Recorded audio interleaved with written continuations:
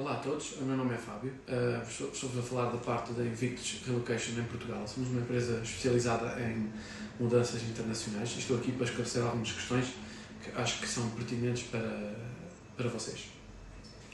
Então, quem poderia entrar com bagagem desacompanhada em Portugal? A bagagem desacompanhada em Portugal ela pode ser feita por qualquer cidadão, qualquer nacionalidade, e pode ser feita com o pagamento de impostos ou com a isenção de impostos. O que decide se a bagagem desacompanhada é taxada ou não, será o estatuto do cliente e o intuito com que é feito o transporte para Portugal. Por exemplo, uma pessoa que estiver a mudar definitivamente para Portugal, ela tem direito a trazer os seus bens pessoais. Uma pessoa que esteja a fazer um transporte comercial ou que esteja a enviar coisas para um amigo, aí já terá que pagar impostos para trazer as coisas. Pausa nessa.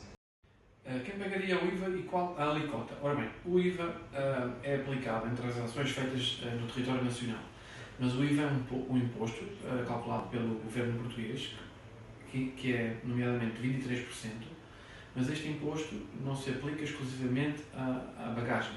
Um imposto numa bagagem que venha do Brasil sem documentos pode chegar aos 45% de imposto sobre o valor dos bens, o valor do frete em Portugal. O que é que não está permitido trazer num transporte de uma bagagem desacompanhada? Tudo o que sejam artigos de material pornográfico, armas de fogo, facas, armas brancas, conteúdos perecíveis como alimentos, conteúdos tributáveis como tabaco, todo esse tipo de artigos não estão permitidos trazer para Portugal. Quais são os documentos para trazer a mudança para Portugal, sem pagar impostos, para ter direito à isenção? São o certificado de bagagem, que é emitido pelo Consulado Português no Brasil. É uma questão de verificar qual é que é o consulado português que está mais próximo da área de residência no Brasil, e esse é um dos documentos. Depois temos também um número de NIF, que é a chamada identificação fiscal aqui em Portugal, ou seja, o cliente tem que ser uma pessoa residente fiscal aqui em Portugal. Não pode, que é para a casa aqui em Portugal não pode ser uma casa de férias, ela tem que ser uma casa fixa. E como tal, o cliente tem que ter uma residência fiscal aqui em Portugal. Será também o atestado de residência, que é um documento que é emitido aqui pela Junta de Freguesia na área de residência aqui em Portugal. Suponhando que um cliente reside em Lisboa, terá que se dirigir à Junta de Freguesia mais próxima em Lisboa, obtendo um documento que indica que ele reside na morada X em Lisboa. E depois tratam-se de formulários aduaneiros que nós próprios aqui, enquanto empresa, fornecemos e ajudamos o cliente a preencher. Caso o cliente não tenha morada fiscal ou não consiga obter todos estes documentos, ele pode sim trazer a sua bagagem, mas ela pagará imposto. Contudo, mesmo pagando imposto, são necessários alguns documentos, como uma cópia do passaporte, a declaração de valor, o seu número fiscal e fazer uma lista atribuindo valores aos bens que estão a ser transportados. Nessa lista, todos os bens que sejam transportados, eles têm que ser indicado um valor por cada artigo e depois o valor total será taxado pela alfândega. A próxima pergunta é se é necessário o apostilamento dos documentos no Brasil.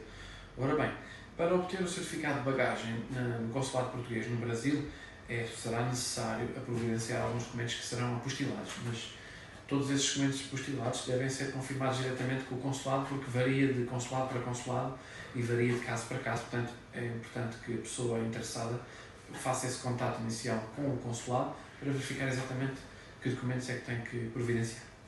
Uma pergunta: com quanto tempo o cliente, a pessoa, precisa fazer o contacto com as empresas?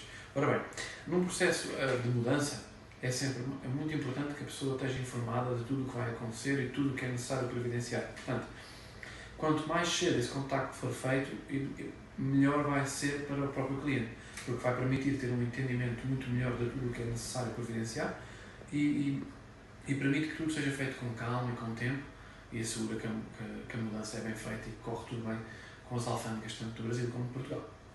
As despesas a serem pagas em Portugal? Ora bem, isto é uma pergunta bastante difícil de responder, porque é tudo muito variável e varia sempre de caso para caso. O que nós podemos antecipar é que há despesas que elas são fixas. E que despesas são essas? São despesas, imaginemos, suponhamos que a bagagem desacompanhada vem por via marítima, ela vai ter o custo de porto, que é o custo do manuseamento no porto, o custo do container e custos associados com essa movimentação. Se vier via aérea, vai ter o custo de movimentação no aeroporto e esse mesmo manuseamento. E outro custo, que também ele pode ser fixo, é no caso dos clientes não terem a documentação necessária para providenciar o despacho, tem o custo do imposto só. Esses são os 3 custos assim, mais ou menos fixos. Os outros depois é variante conforme a morada, o acesso e todos esses pequenos detalhes, mas sendo bem acompanhado a mudança não tem porquê de haver surpresas. Quanto tempo leva em média o desembaraço marítimo e aéreo desde a data de chegada da mercadoria a Portugal?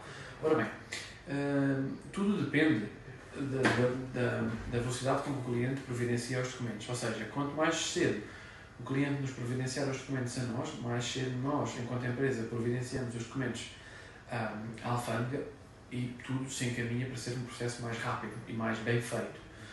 Mas demora em torno, tanto marítimo como aéreo, 6, 7 dias úteis até ficar concluído. Isto falando num âmbito normal em que todos os documentos são providenciados a tempo.